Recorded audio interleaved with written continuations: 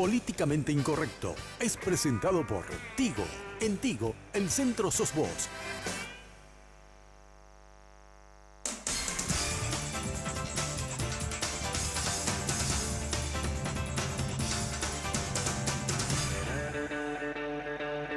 Muy buenas noches, gracias por la sintonía. Bueno, señores, el escenario cambió radicalmente.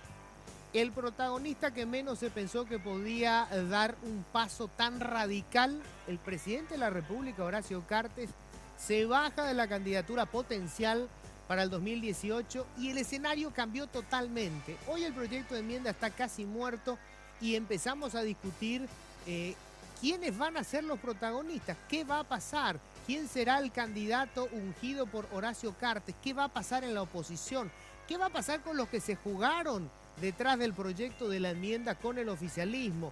Muchas de las figuras del oficialismo que también quedaron mal paradas. Bueno, vamos a analizar de esto. ¿Qué podemos esperar a partir de ahora de esta decisión de Horacio Cartes? Tengo una mesa de lujo con gente que ha demostrado que tiene un tino impresionante para entender por dónde van a venir los tiros. No voy a decir quién, pero alguien en esta mesa me dijo el Viernes Santo, Horacio Cartes se va a retirar. Y yo casi me reí en su cara. Horacio Cartes, cuando Horacio Cartes oficializó el tema, dije, bueno, a este tipo lo tengo que tener en la agenda. No voy a decir quién, ¿verdad? Lo tengo que tener en la agenda porque tiene la precisa. Bueno, ya les cuento quiénes están en la mesa compartiendo y vamos a estar debatiendo hoy. Y voy a empezar por mi extrema izquierda, y no tiene nada que ver, no es un accidente. Camilo Suárez, ¿qué tal, Camilo? ¿Cómo estás? ¿Qué tal, Luis? Un gusto estar contigo y bueno, con toda la gente que nos acompaña en la mesa. Camilo se convirtió en este momento en una analista de referencia en todos los programas, hasta la gente ultraderecha, hasta la ARP me parece que le invita para hacer análisis. Imagínate lo que a mí me llamó la atención, el Viernes Santo, a las 9 de la mañana, yo dando una charla en la Pascua Joven de la parroquia de María Auxiliadora, con 150 jóvenes, padres de familia, sacerdotes, y yo decía, ustedes saben que yo aquí no, tranquilo, de eso no vamos a hablar, me dijeron. Que Dios te bendiga, hermano, y continuamos la charla. Pero qué fantástico. ¿Viste los milagros que produce la Semana Santa? Horacio Galeano Perrone, un honor, Horacio, uno de los analistas más agudos que tenemos. ¿Qué tal, Horacio? ¿Cómo estás? Muy bien, Luis, y muchas gracias por la invitación y vamos a compartir la mesa con gente que uno quiere mucho. Mario Paz Castain, constitucionalista, un señor respetadísimo. Su palabra tuvo mucho, digamos, generó debate, generó análisis, pero con mucho respeto, y eso no es, digamos, no es fácil en estos días. Así que gracias, Mario Paz. Al contrario, un placer contigo, Luis, y con todos los compañeros de esta mesa, con quienes seguro vamos a presentar, debatir cosas demasiado importantes para nuestro país. Bueno, y como nosotros siempre lanzamos nuevas estrellas para la opinión, les cuento que estamos también con Diana García, ella es socióloga y analista política. Hola, Diana. ¿Cómo estás, Luis? Gracias por lo de estrella y bueno, acá para discutir, y un saludo a la audiencia también. Diana, vos estuviste como viceministra, Sí, ¿verdad? sí, junto. Fue En el del 2010 al 2011, un año aproximadamente. Ya, bueno, pero ahora estás más en el mundo académico hace rato. Mundo académico, sí. Bueno, quiero arrancar con lo primero, y esto va a ser mera especulación, pero igual es un tema sumamente divertido. ¿Qué le hizo cambiar a Horacio Cartes? Algunos me aseguran fue el Papa Francisco, que lo llamaba, tiene una comunicación directa, me dicen Horacio Cartes. A mí me consta que Horacio Cartes, si hay algo que lo conmueve, es el tema de la relación con el Papa. Lo vi la primera vez que se reunió, cuando todavía no era presidente electo, todavía no había asumido, fue la primera vez, y ese hombre estaba emocionado hasta las lágrimas de poder verlo al Papa. O sea, evidentemente, digamos, a nivel personal lo afecta, ¿verdad? Pero ¿fue solamente eso? Camilo, ¿cuál es tu lectura? Empezamos ahí. A ver, yo creo que siempre nosotros tenemos que colocar la gran discusión que se da en las ciencias políticas, la ecuación esa entre legalidad y legitimidad. Sí. ¿Cómo se construye la legitimidad del poder? Es la primera pregunta que tenemos que hacernos. En un gobierno militar, una dictadura militar es manu militari. Tenés a las Fuerzas Armadas alineadas y podés conservar la gobernabilidad. ¿Cómo consiguió Horacio Cartes su legitimidad política, más allá de los procesos formales institucionales? Tiene dos patas muy importantes. Una de ellas, algún consenso que tuvo que haber arribado antes de ser candidato ya con el gobierno norteamericano. ¿Por qué? Porque Horacio Cartes forjó su gran fortuna en todo el inicio, no ahorrando o siendo austero o porque era un buen empresario, sino que de maneras bastante oscuras. Su acumulación originaria es inconfesable. Los Estados Unidos de Norteamérica, no por una paranoia izquierdista, sino que son la primera potencia mundial por algo. No permitirían ya, y más todavía en nuestro hemisferio, que surja nuevamente un país ingobernable por un ser ingobernable. Algún consenso arribó, o sea, tenía alguna carta condicionada y necesitaba una buena relación. Lo segundo, y estábamos hablando antes de empezar justamente, que yo suelo recomendar, el mejor texto de sociología para entenderle a Horacio Cartes es El Padrino 3, donde se ve que aquel que produjo su acumulación originaria, aunque sean los márgenes paraestatales en su inicio, llega un momento en que tiene que formar parte de la gran sociedad. Esa relación con el Papa, esa cercanía con el clero paraguayo, no era, creo yo, una simple cuestión de constricción espiritual, sino más bien una legitimación social. ¿Qué pasa si construiste tu legitimación atacando a tu base partidaria, seccionaleros, léase, apoyándote en el clero de la Iglesia Católica y pactando con el gobierno norteamericano, cuando la Iglesia te dice, espera un poco, yo tengo 2000 años, vos tenés 4, ¿pensás que porque me diste un diezmo me vas a comprar? No, señor. Viene el norteamericano y le dice, no, el trato era por 5 años, mira que nosotros tenemos un montón de papeles aquí, si querés continuar, bueno, cada uno que siga su camino. Eso, sumado al ambiente que era absolutamente impensable. Yo tengo que decir una entrevista que me acuerdo mucho y siempre cito. Hablamos nosotros al aire en Radio Monumental, me llamaste Luis, creo que era un miércoles, fue después de que los 25 senadores aprobaron el reglamento. Y vos me decías, bueno, así como están las cosas, parece inexorable ir al referéndum, hay que pensar en la campaña. La tendencia marca eso, pero la historia no es determinista. Cuidado, que cualquier acontecimiento que suceda puede cambiar dramáticamente los hechos. Lo del viernes, esa reacción que se dio el viernes, nadie, ni propios, ni extraños esperaban, y eso le mostró tanto a las bases de la Iglesia Católica que esto era insostenible e ingobernable, como a los poderes fácticos que Cartes no iba a garantizar gobernabilidad. Eso yo creo que en estos días a Cartes le hizo pensar, rodeado de dos sectores, los sectores radicalizados que querían y podían atropellar y podían conseguir que se apruebe la enmienda, tenían los números, y los otros sectores que dijeron, cuidado que nos vamos a meter en una guerra sin fin, donde hasta podemos ganar, pero puede ser una victoria pírrica, porque podemos quedar hechos cenizas. Eso creo que fue lo que finalmente terminó haciéndole a Cartes dar este paso. Horacio. Yo comparto plenamente el análisis de Camilo y yo quiero agregar algo, el tema psicológico. Generalmente cuando uno no tiene mucha profesionalidad y vos le llevas a un terreno crítico, Cartes no estuvo en ese terreno crítico en ningún momento. Y ahí, no es para hablar ahora, tiene todo el tema subconsciente, el consciente, etcétera, etcétera. Creo que no estaba en condiciones de enfrentar una situación como esa. El famoso para piloto eso, sí, de tormenta. Él es piloto de tormenta, hay que reconocerle en otras actividades, en la empresa, etc. Claro. Pero cuando vos no tenés entrenamiento y no sabés disipar esas dudas, esos problemas, esas complejidades que tiene la política, y tengo que hacer lamentablemente un análisis.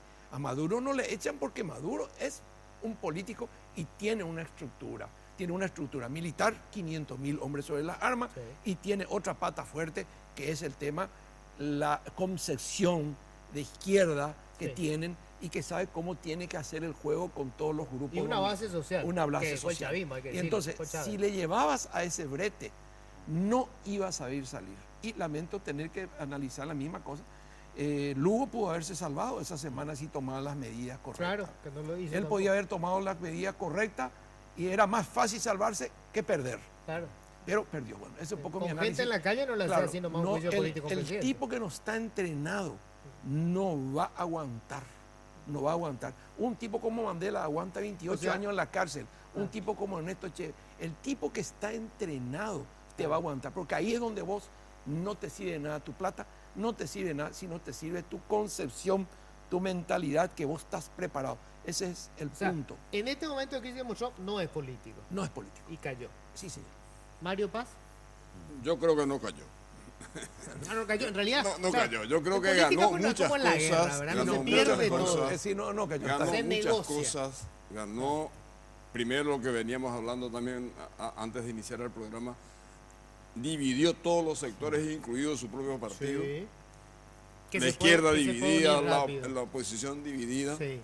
Entonces, en medio de las elucubraciones que sin necesidades de análisis muy sesudos, incluso en mesas de café, barruntábamos la idea de que esto va a tensar hasta el final al presidente para mantener unida su tropa, para poder convertirse definitivamente en el gran elector y de paso dividir todos los sectores. Claro, que el torbellino, la dinámica, la velocidad de los acontecimientos de las últimas 3 semanas sepultaron estos recuerdos nuestros.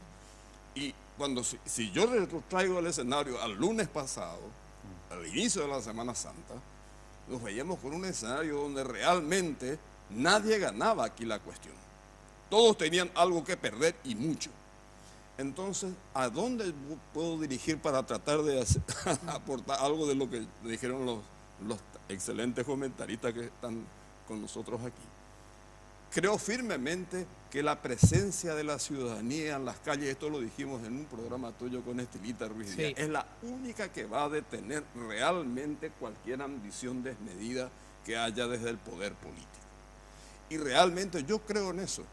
Creo, primero, en la resistencia política que se hizo desde el Congreso, que también hay que darle mérito a eso, porque los senadores y diputados que resistieron lo hicieron.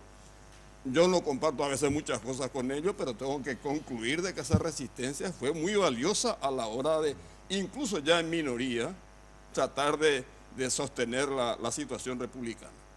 Y luego la presencia de la gente, y luego no hablemos ya de la sangre derramada y los actos de violencia que no fueron entonces una o dos situaciones que habrán sido muy importantes, habrán sido las gotas que desbordaron el cántaro de la paciencia y de los límites políticos que le llevaron a Cartes a tomar esta decisión. Yo creo que fue un cúmulo de situaciones, de presiones, hasta familiares, que le habrán impactado y le habrán llevado a tomar una decisión que hasta ahora no sabemos bien hasta dónde puede afectar, porque incluso hoy su tropa misma está desorientada en algunos aspectos, y lo vimos hoy, esta mañana, con el presidente Velázquez en la Cámara de Diputados, prácticamente uniéndose al discurso, pero con otro matiz, probablemente con mayor creatividad política que el discurso de Monjes y de Lilian Samaniego, pero directamente tirándole la pelota a la Corte, sabiendo que la Corte esto no lo va a resolver. Para más de la mitad de la Corte hoy está recusada. Entonces, esto es para largo. Yo creo que lo que está tratando es el reacomodo interno para ver cómo manejan las fuerzas políticas internas, y de ahí en adelante todos vamos a estar expectantes, porque mientras no desaparezca la raíz misma del problema, el problema todavía va a sobrevivir. Diana. Pienso que hay que entender un poco a Cartes en su actitud de interlocutar solo con el Papa. Me pareciera que esa idea, y que después algunos senadores hablan de lo magnánimo en general, pero eso es muy importante para saber a quién recurre para de alguna manera decir doy un paso al costado, que no es poca cosa, ¿verdad? Algunas personas que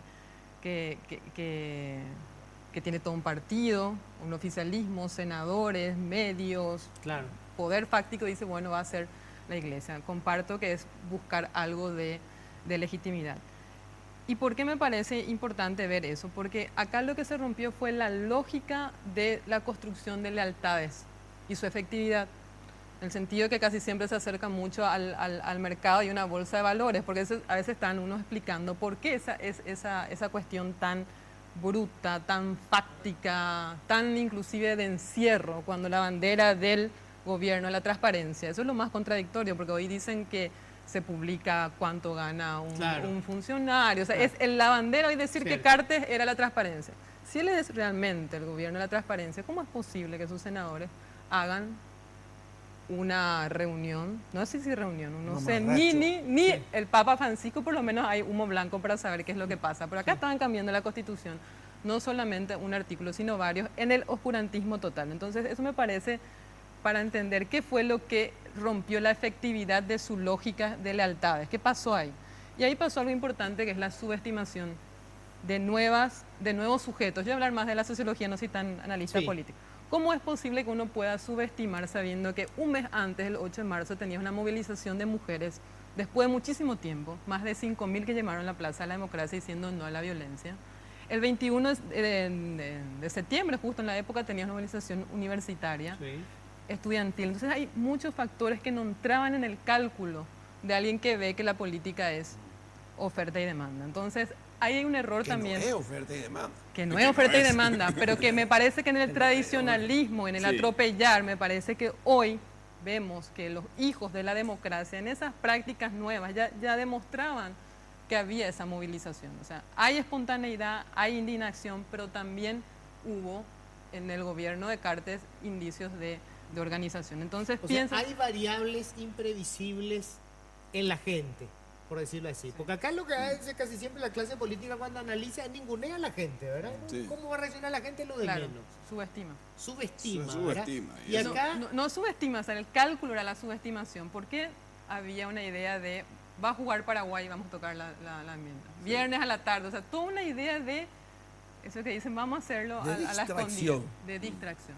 Y entonces pienso que ahí hubo un error de una clase política que no puede entender que hay nuevos sujetos y ciudadanos políticos que tienen la posibilidad de acceder a las redes, que al minuto puede saber qué es lo que está aconteciendo, puede informarse, puede generar debate político en la cotidianeidad por WhatsApp o chat, que efectivamente se daba. Entonces acá se tomó todavía una idea muy dictatorial, propia de nuestra cultura, de vamos a atropellar, no importa, dale, se dio la mayoría y vamos. La pregunta que yo siempre me hago es, ¿pero por qué no esperar esas 48 horas? ¿Por cuál fue el motivo? Quiero agregarle nomás lo que está diciendo, algo que tengo que hacer la pausa, ¿verdad? Pero que me pareció muy interesante en la conversación que hoy tenía en la mañana también con Lilian Samaniego, que quiso, digamos, de alguna manera contrarrestar la importancia de esa movilización de la gente con, mirá cómo nosotros nos movilizamos. Pero me da la impresión de que esa movilización orquestada desde la estructura partidaria, como que perdió fuerza, o sea, porque ellos juntaron gente, pero no tuvo ningún impacto la gente que juntaron. Porque hay gente que no tiene tradición también de movilización. Una cosa es el puntero para el día de las elecciones. Otra cosa es cuando realmente se veía que había un cúmulo de gente y no sabían qué hacer. No, pero además el tema de una cuestión, o sea, si vos estás tratando de mantener el poder, vos te das perfectamente bien cuando estás teatralizando algo y cuando algo es espontáneo. El Partido Colorado tiene capacidad de movilizar 100.000, 200.000 personas y tiene una estructura desplegada de aquí hasta Puerto Casado, de norte a sur, de este a oeste. Ese no es el problema. El problema es cuando brota espontáneamente la energía de la gente. Allí es donde se vuelve incontrolable. Y más todavía cuando no tenés, desde el lado que tiene que administrar el poder, un Estado Mayor. Utilizo la figura analógicamente por las Fuerzas Armadas, porque cuando vos tenés un Estado Mayor te encerrás, discutís, intercambias posiciones, opiniones, pero se sale de la habitación y se cumple una línea, una orden, y hay un orden. Aquel martes de tarde, cuando los 25 senadores se encierran a tratar de modificar el reglamento según ellos, no había un Estado Mayor dirigiendo, era la tropa corriendo a ver quién llegaba primero y saltaba al otro lado de la línea. ¿Por qué? La desconfianza era tan grande entre ellos que pensaban que si un minuto más perdían, uno iba a traicionar y iba a disparar por la espalda. Entonces cometen un cúmulo de errores. En realidad ellos caen porque cometen una cantidad infinita de errores. No por la fortaleza del adversario que tenían enfrente, porque a ver, a rigor, ese viernes a la noche no habían 50.000 personas frente al Congreso. Era un grupo de jóvenes enardecidos, la policía que hace un cálculo macabro de retirarnos para que ellos pisen el palito y después le procesamos a todos. Y nos se dieron cuenta que los jóvenes que estaban allí, un dato importante, si uno ve las imágenes de ese domingo a la noche, de ese viernes a la noche, los jóvenes que estaban allí, casi todos habían nacido después de la dictadura. No conocen el miedo. Se dejaron llevar por la pasión. Eso les asustó a ellos. Y un muerto en el local del Partido Liberal Radical, que cambió totalmente la historia. Tenemos que hacer el corte. Vamos a hablar enseguida de los escenarios que quedan. ¿Qué puede pasar en el oficialismo colorado? Ya empieza, por supuesto, la danza de los nombres. En este momento formar parte del círculo áulico de Cartes debe ser peligroso. Tener que cuidarte la espalda. Te da la vuelta y ¡guac! Ya volvemos.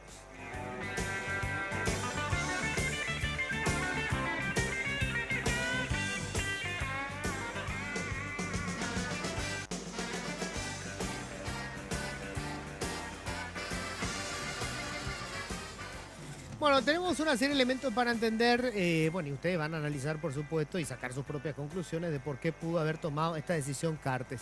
Vamos a hablar ahora de cuál es el escenario que queda.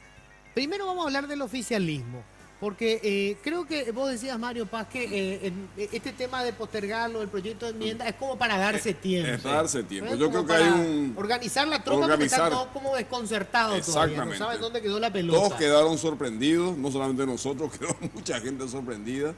Y la verdad es que ahora mismo, dentro del propio cartismo, hay un, como dijiste muy bien al final del primer bloque, hay que cuidar las espaldas porque es peligrosa Sí, claro, la nunca jornada. sabe quién es tu aliado. Pero no solamente el problema está también en la oposición.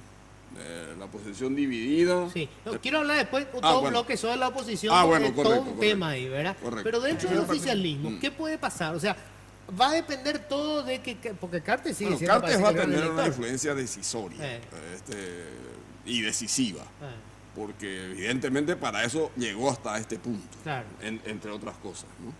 Y entonces el dedo y la bolsa, sí, la chequera la de Cartes. chequera, van a acompañar fuertemente al designado por él, pero las internas coloradas, y acá hay un representante de ese partido que lo conoce mucho mejor que yo, no son fáciles. No se puede decir que uno la tiene ganada de antemano. Hay gente muy avesada, muy sagaz y con mucha estructura política y con muchos años de política también.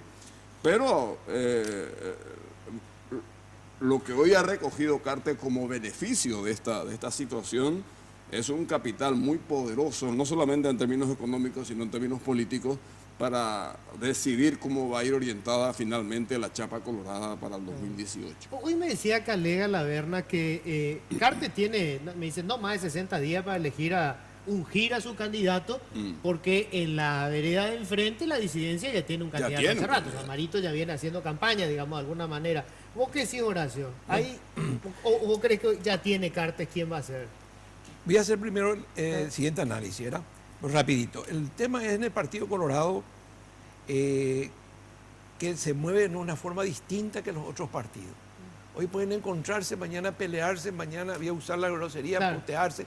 Y yo siempre recuerdo que Ezequiel González Alsina fue el primer preso de Alfredo Strone el 4 de mayo de 1954.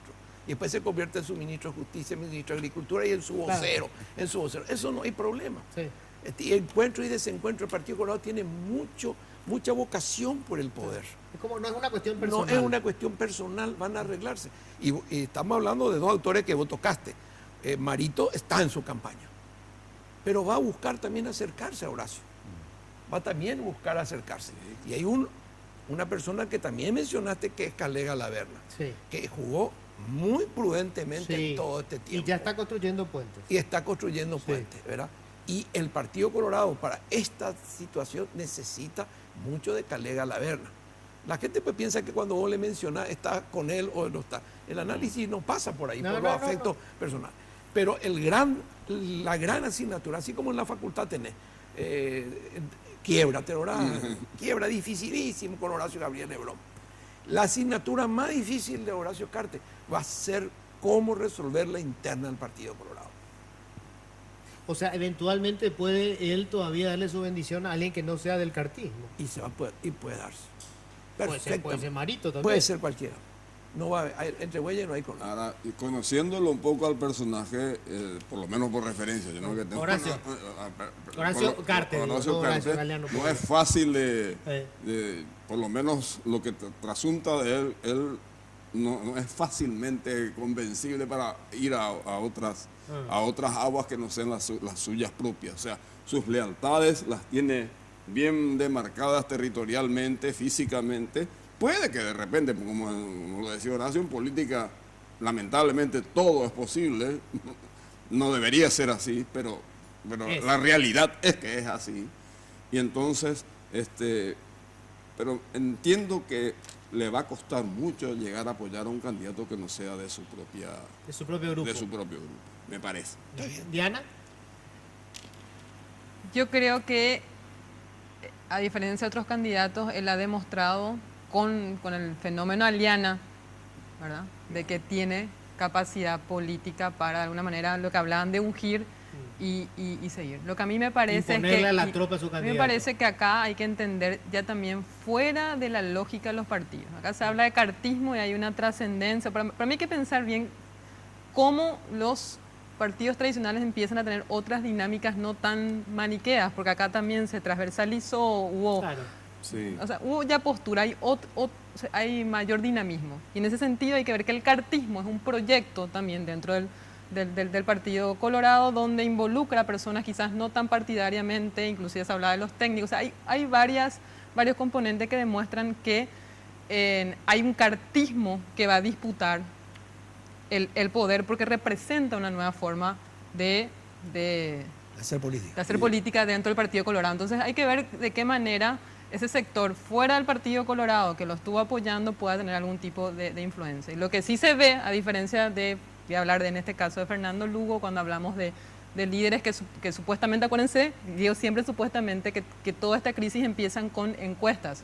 Y yo siempre digo, por favor, vamos a las ciencias sociales de dónde, cómo y cuándo se hacen esas encuestas. ¿Verdad? Las popularidades tanto de Lugo y de Cartes. Lugo definitivamente no puede transferir ni ungir A nadie. a nadie. ¿Es él o nadie? Claro. Sí. Entonces es como una diferencia. Lo que te diferencia realmente de tener, no importa que seas un proyecto, Claro.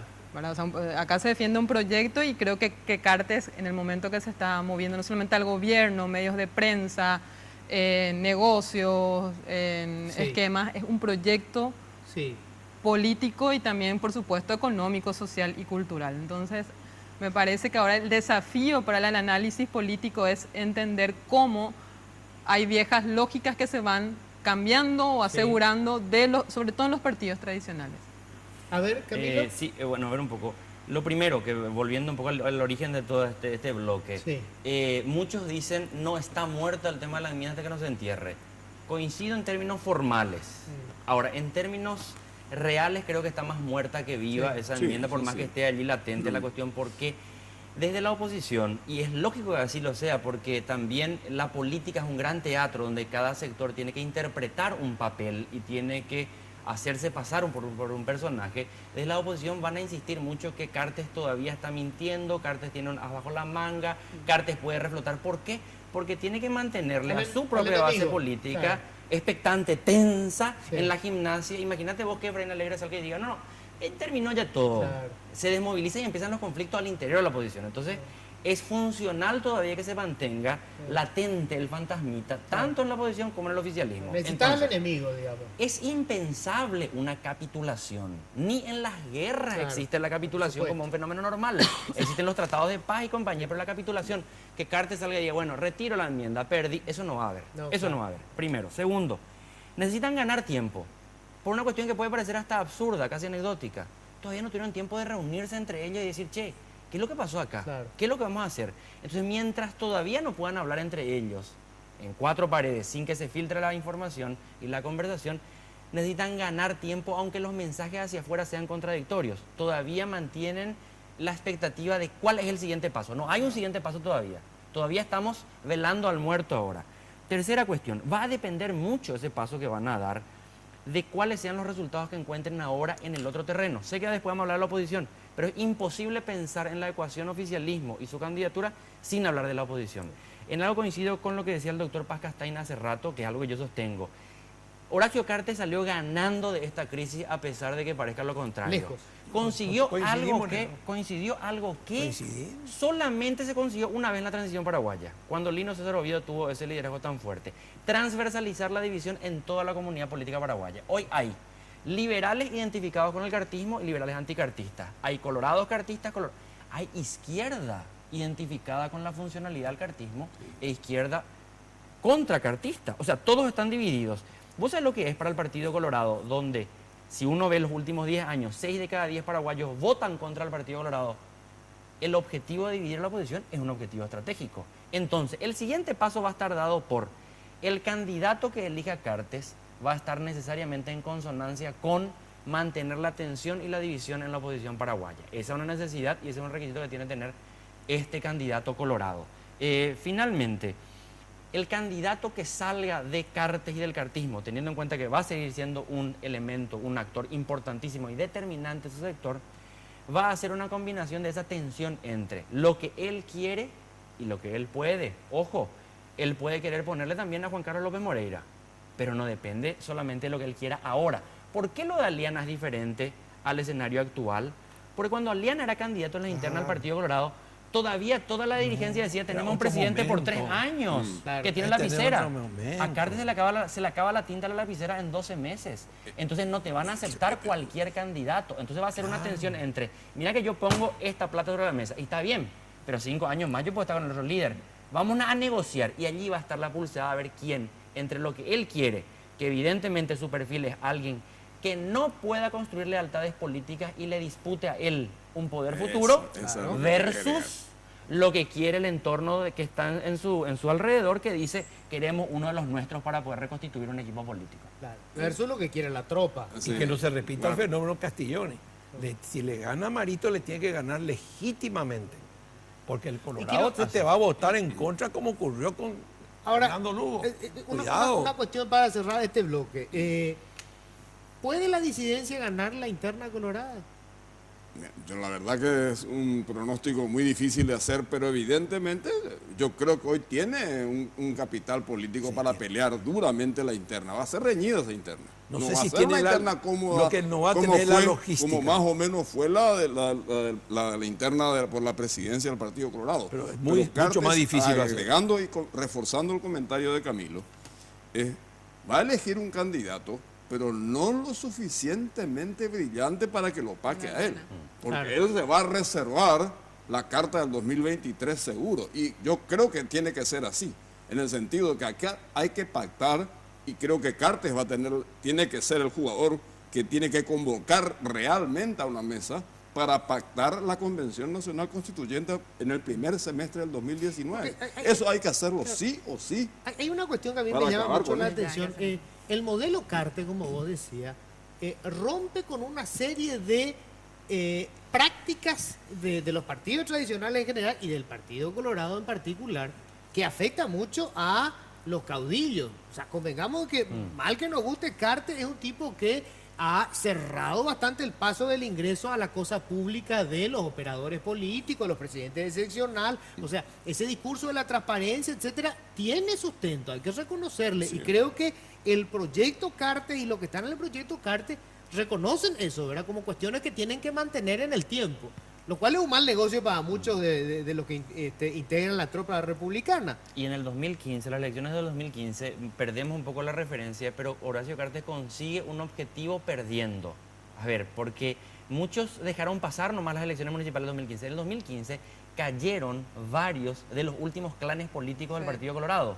Cayó la familia Samaniego, que tenía la capital del país. Sí. Cayó Afara porque perdieron Encarnación después de muchísimo tiempo. Cierto. Casi pierde Zacarías Irún, y por eso es que en el Alto Paraná es donde probablemente dan más movilizaciones y más muestras de fuerza y logística, porque es el último lugar donde se queda. Pero ¿cuál es el otro gran caudillo representante de un clan del Partido Colorado que quede hoy en pie? Hasta antes de las elecciones municipales de 2015, Cartes tenía grandes varones con quienes tenía que sentarse en una mesa a pactar los siguientes pasos. Ahora no tiene Cartes eso. Claro. Y las cabecillas de esos clanes hoy son todos, de alguna manera, parte del equipo que apoya a Cartes. Ahí le tenés a Lilian Samaniego, ahí le tenés a nuestro amigo de Ciudad del Este, o sea, todos están ahí. Pero los escenarios han cambiado también, y eso ya va a formar parte del otro bloque. El escenario nacional ya no va a ser tan sencillo para Cartes. No, eso yo creo que ahí es donde él no puede equivocarse con su candidato. Él ya no porque es ahí puede cometer un grave error que le puede costar la elección nacional. Ni el interno, yo digo finalmente, ni por más plata que tenga, las internas del Partido Colorado para definir candidato a presidente, no están dichas las cosas. Yo creo que sí, la disidencia, si juega inteligentemente, tiene chance de ganar. Vamos a poner el ejemplo que sea, el caso que sea Peña. Le van a fregar su afiliación liberal, y el Colorado en eso es intransigente. Sí. Le van a jugar de todo, le van a panfletear. Si algún asesor de imagen aparte, lo van a destrozar. Convengamos con el ministro de Hacienda, siempre tiene flanco con la tropa, ¿verdad? Tengo que hacer la pausa. Cuando volvamos, el escenario en la oposición. ¿Qué puede pasar después de esta jugada de Horacio Cartes, sobre todo cuando tuvimos a un sector de la oposición jugando fuertemente con el proyecto de la enmienda y con el discurso fantasioso de igual soy candidato? Ya volvemos.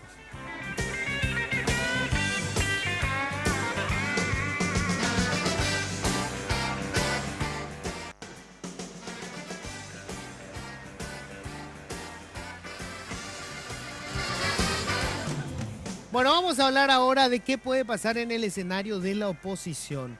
A ver, hay algo que es categórico y creo que todos coincidimos en esto. Horacio Cartes ha hecho una gran jugada en dividir a la oposición. Como bien decía Camilo, hasta hoy sabemos que los que votan contra Colorado son 6 contra 4. O sea, así es la cosa siempre en las últimas elecciones. Quiere decir que si vos dividís, tenés 3 y 3, ganás las elecciones. O sea, el Partido Colorado gana. Con la oposición dividida, el Partido Colorado gana. Casi no hay forma de que esto vaya a ser distinto. La pregunta es, ¿existe alguna posibilidad de que esta oposición tan golpeada, digamos, en toda esta puja, pueda construir un proyecto único? Yo doy un titular nomás. Se puede si hay voluntad y si hay técnica para hacer, se va a solucionar. Va a solucionar, pero tiene que trabajar gente. Oye, ¿esas dos cosas hay? Y bueno, tiene que ser muy Yo creo inteligente. que tiene que haber un liderazgo que sea capaz de articular una cosa que hoy no existe. Que sea capaz de recuperar las fuerzas de la izquierda que hoy están separadas del otro sector de la izquierda y que se acompañe al Partido Liberal y que el Partido Liberal no presente un escenario muy diluido como tiene hoy por las pasiones internas. Y también que sea capaz de llevar a los independientes. No olviden que acá tenemos un 10, 15%, hasta 17% a veces, he militado y sigo militando en esa franja política, que son decisorias. Porque finalmente, en el 2013, quienes votaron mucho por la decisión final de Cartes fueron sectores independientes que acompañaron. Nosotros tuvimos 30.000 votos. Estoy seguro que mucha gente de nuestro partido habrá votado, o habrá votado a Alegre, algunos seguro también, pero habrán votado muchos a Cartes. Por eso esa diferencia de 100.000, 120.000, que no sé cuántos fueron al final, no recuerdo bien. Pero fue por la participación independiente. 800, o sea, casi 900.000 tuvo Alegre. Casi 900.000 votos y 1.100.000 por ahí Cartes. Entonces, para ganar no haber muerto Lino Bio era otra situación. Sí, probablemente. Para ganarle a Cartes, o sea, a Partido Colorado, yo me omito porque cometo un error. Para ganarle a la ANR en una elección nacional, las fuerzas de oposición tienen que estar mayormente unidas. Yo no digo que van a estar totalmente unidas porque eso es una utopía. Pero bueno, primero Partido pero Liberal menos un 90, sí. 85% Mira, tiene que estar. Más todavía teniendo en cuenta el siguiente escenario. Hoy ya no existe el oviedismo, porque el oviedismo era una fuerza offshore del Partido Colorado que capturaba los votos colorados descontentos. Eso de que decían que el oviedismo tenía calado en sectores populares vinculados históricamente a la cultura colorada, que era mayormente el voto que podía captar. Al no existir el general Lino César Oviedo, ese membrete llamado UNAC no tiene esa capacidad de captación, entonces migran nuevamente todos hacia la casa matriz, que es el Partido Colorado, que hoy te representa más o menos un 40% culturalmente del votante paraguayo. Ese 60%, el gran problema es el siguiente, tiene un accionista principal que es el actor fundamental y determinante. Efraín Alegre. El Partido Liberal. Partido Liberal. El Partido Liberal tiene una ecuación endemoniada. No puede ganar las elecciones. No tiene hoy un candidato que le permita ganar las elecciones del 2018 y para mí eso es, a esta altura es categórico. No estoy haciendo ningún desmerecimiento personal.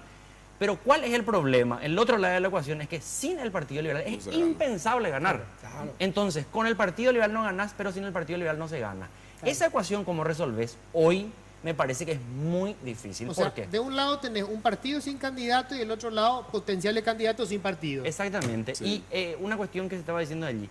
El problema de la división de la izquierda, en realidad, creo yo que no es tan importante porque la izquierda no tiene una base política, eso significa estructura organizada. Tiene base social, gente que potencialmente vota a ese sector, pero que le da igual que se llame blanco, azul o negro. Al no existir un gran caudillo aglutinador como Fernando Lugo, que podría haber sido un caudillo que estire el voto de ese sector, esa gente va a buscar cuál es la mejor oferta electoral. No tiene lealtades que tienen una o dos generaciones como en el caso de los partidos tradicionales. Sí. ¿Cuál es el problema? El problema es que hoy no se puede entender el retroceso, el retroceso, la capitulación que hace Cartes de retirarse de la campaña electoral simplemente como un gesto dadivoso de Cartes. Es una victoria también de la gente que se opuso a la enmienda y resistió. Sí. ¿Quién es la principal figura que es visualizada como el portaestandarte? Es más, es el principal satanizado por parte del oficialismo, Efraín Alegre, que fue herido físicamente él en esa confrontación, que un joven de su partido fue asesinado en el local de su partido, un hecho inédito en el continente, probablemente en era democrática, no en Paraguay no hay. ¿Cómo vos le decís hoy al liberal de pueblo? Mira, en el 2012 Lugo perdió el gobierno porque era un tipo cangú, no le convocó a la gente a las calles, no supo defender su gobierno. Efraín estuvo en las calles, le confrontó, se peleó con la policía, le hirieron, sangró, estuvo siempre al frente. Es más, cuando vinieron y le dijeron todos, anda, sentate a la mesa, dijo, no me voy a sentar. Sí. Y le dobló el brazo a Cartes. Y le mataron a su correligionario ¿Cómo en le su haces? local. ¿Cómo haces para decirle al liberal? No, pero con Efraín no llegamos. No te va a creer, no te va a aceptar, porque se está en un estado de excitación tal que no va a permitir. Del otro lado, vos tenés candidaturas que pueden aglutinar la oposición, conseguir el voto independiente y hacerle frente al Partido Colorado. Y voy a referirme a un candidato que yo creo hace mucho tiempo que es el candidato que tiene esa potencialidad. Mario Ferreiro. Mario Ferreiro. Ahora, ¿cuál es el problema? Mario Ferreiro, como no es político, no tiene un Estado mayor y todavía funciona en base a los códigos de los medios de comunicación, él perdió tiempo, no hizo los pasos que tenía que hacer y quedó en offside. A mí me consta, y tengo que relatarlo en primera persona, no como analista, que él tuvo todas las chances, ya el año pasado, de evitar toda esta crisis. Cuando desde el llanismo le buscaban a él para que él sea candidato, porque el llanismo tenía un problema. El problema era el siguiente: nosotros no vamos a permitir que jamás que Efraín Alegre llegue a la presidencia. Seguimos siendo la minoría más grande dentro del partido, pero necesitamos una fuerza externa para que nos acompañe. Cuando Mario no quiso acompañar, allí aparece el Lugo y toman la fuerza prestada del Lugo. Cuando empieza eso a moverse, Mario se mantiene presidente diciendo no me voy a meter en el conflicto entre ellos. Cuando se le decía, el problema es que no es un conflicto entre ellos, es el conflicto de la oposición. Llega el mes de enero y le hacen una propuesta a Mario: caminemos juntos, tumbemos la enmienda y después veamos quién está mejor. No quiso asumir compromiso porque no quería quedar mal con el otro sector y allí los liberales se jugaron solos y solos consiguieron esto. El problema es el siguiente: ¿cómo haces para decirle hoy a la dirigencia liberal no renunciar a la candidatura de Efraín Alegre para apoyarle a Mario Ferreiro porque mide mejor en las encuestas? Sí, no, aparte la encuesta ya a esta altura. Una fotografía. Quiero escuchar justamente la opinión de una socióloga un poco a ver de esto. Bueno, yo comparto que la crisis del Partido Colorado, si bien es importante, y eso fue un factor también determinante para la ascensión del Lugo, si no hubiera tal grieta, no hay también posibilidades del Partido Liberal. O sea, el gran actor acá para decidir a la oposición sigue siendo el Partido Colorado. O sea, es de qué manera esa división se cierra, habrá republicanos, sí o no. Eso va a determinar las chances efectivas y reales de la oposición, como lo demostró en el fenómeno de Lugo. Es esa grieta por donde hay una posibilidad. En la oposición comparto, yo pienso esa que hay... grieta vas a tener, Ajá. te firmo. Va a haber grieta, Sí. va a ser, vamos a ver, ¿cuál es el grado de...? La grieta. La ¿Cuál es grieta el- interna, sí. Sí. En el Partido Colorado. Ah, sí. Después de la interna. No hay, Y va a ser no hay decisivo. ningún tipo Bueno. sereno para administrar para evitar esa grieta. Yo creo que no solamente no hay personas serenas, yo creo que en la parte tradicional han cambiado un poco las lógicas inclusive de partido. Antes decíamos que el fenómeno, la debilidad de los partidos tradicionales eran su fragmentación interna y varios movimientos. Pero ya no hay fragmentación interna, ya son candidaturas personales y un archipiélago donde ciertos jeques casi departamentales generan. Entonces, esa es una dinámica importante también para entender cómo se van a dar las elecciones. ¿Qué capacidad política existe para juntar ese archipiélago y poder generar una oposición? Lo mismo pasa en el partido liberal. O sea, hay demasiados intereses y el actor político hoy es el Senado, que no es la representación de partidos, sino de personas casi unipersonales que mueven sus intereses y ahí van haciendo. Entonces, creo que va a haber demasiada competencia interna y no hay una capacidad política de partido, llámese Estado Mayor, pensamiento político, estratégica, líder, o sea, de unificación. O sea, el problema de la unificación no solamente ya es un tema para los independientes, también para los partidos, porque ya el partido no es un partido, sino que es más bien un membrete que posibilita que en general hay. Entonces, eso ya viene de tiempo. O sea, eso ya se va profundizando esta imposibilidad de decir, bueno, a pesar de las diferencias, ¿por qué? Porque ya no hay un proyecto común, ¿verdad? O sea, bueno, este es el campo donde nosotros podemos librar competencias. Los intereses, sí. Cuanto más bueno. intereses, y después está un último elemento que no colocamos aquí, pero creo yo que todavía es un elemento que hay que observarlo en las próximas semanas, a ver si va a desarrollarse o no, que es el elemento Fernando Lugo. ¿Por qué digo Fernando Lugo? Pues te iba a preguntar qué pasa con el Frente de Guasú. Claro, uno diría ahora, bueno, terminó la enmienda y terminó todo. No, yo escuché los primeros relatos que construyeron post cierre de la enmienda y dijeron, no, pero si nosotros siempre dijimos que Lugo podía ser candidato. Acá el Frente Guasú el luguismo en realidad tiene un problema dramático que es de vida o muerte. Si ellos dijeran ahora, la enmienda murió y Lugo no puede ser candidato, la tropa se le dispersa, se le va a su base social, va a buscar un nuevo liderazgo. Pero ¿qué pasa si no dijeran eso? Van a mantener cohesionada su base social, una expectativa, un horizonte y compañía. ¿Pueden ellos jugar con que Lugo puede ser candidato? Si Cartes observa que hay voluntad por parte del luguismo de seguir con ese mito, Cartes le va a dar cuerda. ¿Cómo? Recordemos nosotros que no solamente por la vía de la enmienda, ellos sostuvieron siempre que es la Corte la que va a decidir. ¿Cuándo decide la Corte si Lugo es o no candidato? Recién en febrero del año que viene. ¿Por qué? Porque esa acción que está en la Corte ahora ni siquiera tiene que ver con una cuestión electoral, es propaganda engañosa. Claro. La cuestión electoral recién se va a ver después de las internas del 17 de diciembre, enero, febrero. Sí. Entonces, ¿estarían dispuestos los luguistas y estaría dispuesto Fernando Lugo a correr con una candidatura que sabe que no tiene futuro con el objetivo de mantener su base social y política? Esa es una pregunta que hay que dejar allí. Yo no tengo la respuesta hoy. Pero ¿qué pasa? ¿Cuál es el drama del luguismo? Si ellos rápidamente no dicen que la candidatura de Lugo murió, no tienen chance de conversar con la oposición para llegar a algún entendimiento, algún acuerdo, alguna negociación. Pero si lo dicen muy rápido, se devalúan demasiado rápido ante su base, y si yo fuera el Partido Liberal le miraría al luguismo. ¿Bajaste la candidatura? Vení, conversemos dentro de 15 días a ver cuánta gente te queda. Vení en una semana más, en 2 semanas más, porque ahora el luguismo no tiene ninguna posibilidad de imponer condiciones en una mesa. Ninguna. Claro, ahora el luguismo tiene que elegir en este momento entre mantener la fantasía de la candidatura de Lugo y tener la tropa junta para tener algún proyecto parlamentario, que es lo único que le queda, o jugarse al gran partido con una alianza con la oposición, tentando el poder, pero obviamente como un negociador menor. Ahí tendría que surgir eso que nosotros no vemos, que es alguien nuevo, que no sé si es Ferreiro, puede ser otro, que puede aparecer todavía. Sobre la teoría de... Tengo que hacer la pausa y quiero ir justamente, quiero saber algo nuevo. ¿Puede surgir una nueva figura en este poco tiempo? ¿Puede surgir alguien que mueva totalmente, o sea, que patee el tablero y que nos encontremos en un escenario? ¿Alguien que todavía no se candidató, no se lanzó? Lo hablamos enseguida.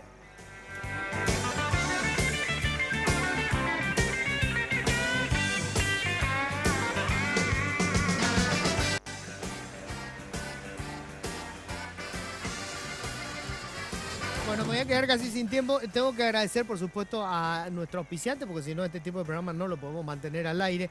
En Tigo trabajamos cada día y en todo momento para estar de tu lado, porque queremos que estés siempre conectado. Por eso ahora todas tus mini cargas de 5.000 guaraníes vienen con regalos de tu medida para que estés siempre comunicado. En Tigo trabajamos para estar de tu lado, porque en Tigo el centro sos vos. Quiero contar esto rapidito nomás así. Hice un sondeo en el Twitter. Esto es un sondeo, no es una encuesta. El sondeo es de 10 personas a las que le pregunté, 5 me dijeron esto. Eso nomás es, ¿verdad? Pero bueno, esto es en el Twitter de un universo de la gente que me sigue en Twitter, que más o menos son unos 330.000 personas. Hasta ahora votaron 1.300 personas. Tengo 2 escenarios. Uno es en la oposición y otro es dentro del oficialismo colorado. En la oposición, la pregunta era, ¿por quién votarías de esto? Efraín Alegre, Mario Ferreiro, Blas Lanzoni, ¿alguno nuevo? Mario Ferreiro, 36%. Efraín Alegre, 10%. Blas Lanzoni, 8%. ¿Alguien nuevo? 46%. Entonces, la pregunta que hago, y nos quedan poquísimos minutos, ¿Puede surgir alguien nuevo en este tiempo? Sí. ¿Qué nos queda? ¿Sí? Sí, Sí. puede surgir. Y casi quiero decir que va a surgir. ¿Sí? Sí. ¿O ya tenés la No, información? no, Y la no, gente no. pide.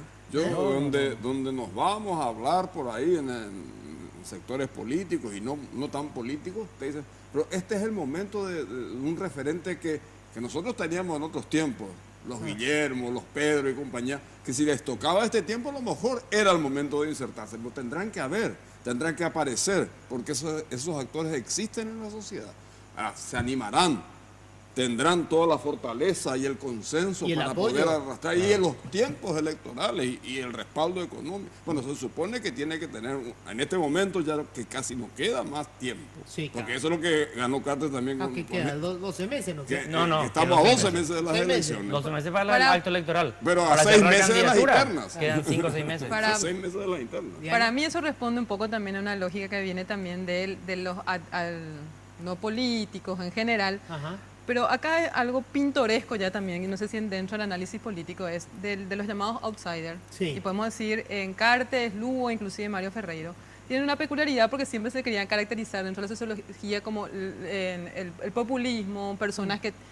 Pero acá hay que ver que lo característico es que no hablan, no debaten, no están en la política. O sea, si es algo nuevo es justamente que... embarran. No, Tienen limpio. no hay palabras. O sea, acá eran más luguistas que el propio Lugo, más cartista que el propio Cartes. Sí, O sea, pues yo no hablaba con uno un habla desierto. con el Papa, el otro hace un tuit. O sea, no hacen realmente... El otro son no habla con el Papa. no sé, no están en el debate político, porque a veces Sí. se quieren comparar y dicen, bueno, eso fue Evo, Cristina, Sí. Lula. Ellos tienen militancia política de los 15 años Sí. y nunca van a dejar una posibilidad para plantear política y debatir. Entonces Sí. ese algo nuevo me parece otra vez que es un lugar evasivo que como sociedad tenemos que empezar a entender que no toda la política es mala y a veces traer ese outsider es justamente traer a alguien que va a estar outsider. Yo con Sí, no. respecto al tema de los Antes, tiempos, durante yo con y respecto al después. tema de los tiempos, si hoy me preguntas 18 de abril, te digo no, es imposible. Ajá. ¿Por qué es imposible? Porque la situación de ahora es totalmente diferente a otros momentos. Hay que tener en cuenta, repito, el actor principal en la oposición paraguaya, nos guste o no nos guste, es el Partido Liberal Radical Auténtico. El Partido Liberal Radical Auténtico es como el ejército paraguayo después de la guerra del Chaco. Claro. Es un ejército victorioso. Sí. Y tiene un mariscal. Efraín Alegre. Nos guste o no nos guste, esa es la realidad y con esa Sí. ecuación hay que jugar. Sí, Claro. señor. Claro, y porque obviamente este tema Ahora, de los eso es lo que sondeos, dice las él también encuestas, es no cierto. mide el aparato, Sí. que es lo que te viene el resultado. Porque No, decir, que lo que dice él sí es cierto, pero quiero recordar que el mariscal Estigarribia fue el general victorioso, ¿verdad? Y yo creo que sí, la gente me decía, pero Efraín es intransigente. Él está defendiendo la estructura del partido más grande de la oposición paraguaya. Claro, lo que que ni sí. Stroner se animó a entrar en ese local sí, del Partido Liberal, sí. ni tampoco en el Partido Revolucionario Federalista. Y eso ¿verdad? es lo que Ahora, hoy ha en las reuniones nunca se entró. aglutinado y Pero reconstruido hay que reconocer fuerzas. que en este momento Efraín Alegre es la figura victoriosa.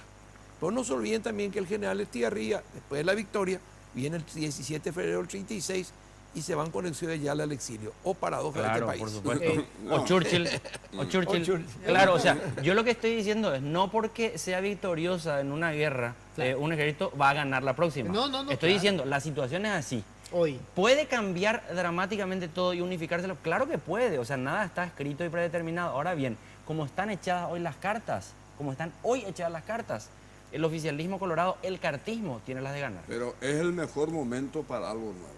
Yo creo que sigue siendo, porque hay tanta confusión, hay tanto descreimiento, porque la incredulidad que ha ganado la renuncia de Cartes en los medios y en las redes es tremenda. Pero eso no es consecuencia de esta renuncia, es consecuencia de un descreimiento y de una incredulidad hacia lo político. No, Y eso nuevo puede haber ser también lo del Partido Liberal.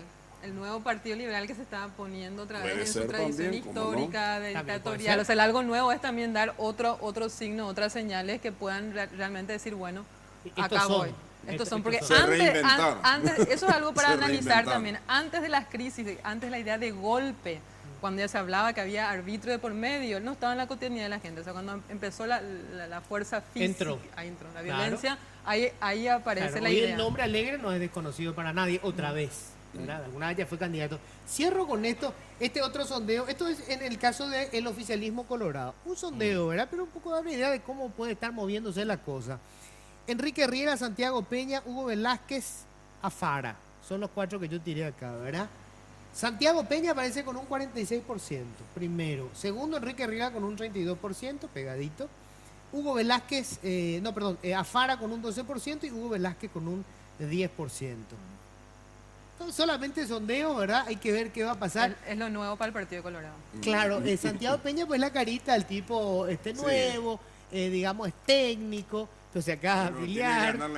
La interna colorada, yo me imagino a los viejos a hueso colorado que lo pongan a este era liberal hasta hace poco porque era liberal. Por eso, era afiliado liberal. Veamos si Riera lanza su candidatura el 24 de junio, el día de la fiesta del fuego. Bueno, se me fue el tiempo. En algún momento vamos a hacer todo un programa, Camilo. Yo insisto que siempre la gran deuda histórica que tiene la izquierda todavía en este país. Porque yo creo nosotros necesitamos desesperadamente, y se van a enojar todos mis amigos de derecha, necesitamos un gobierno de izquierda. Tenemos que hacer reformas sociales profundas y yo no creo que el conservadurismo de la derecha vaya a llevar adelante esas reformas. Y parece que vamos a seguir esperando, ¿eh? Vamos a ver. Con esto cerramos. Muchísimas gracias. Fue un placer realmente compartir la mesa, ¿eh? Nos encontramos el próximo martes. Chao. Políticamente Incorrecto fue presentado por Tigo. En Tigo, el centro sos vos.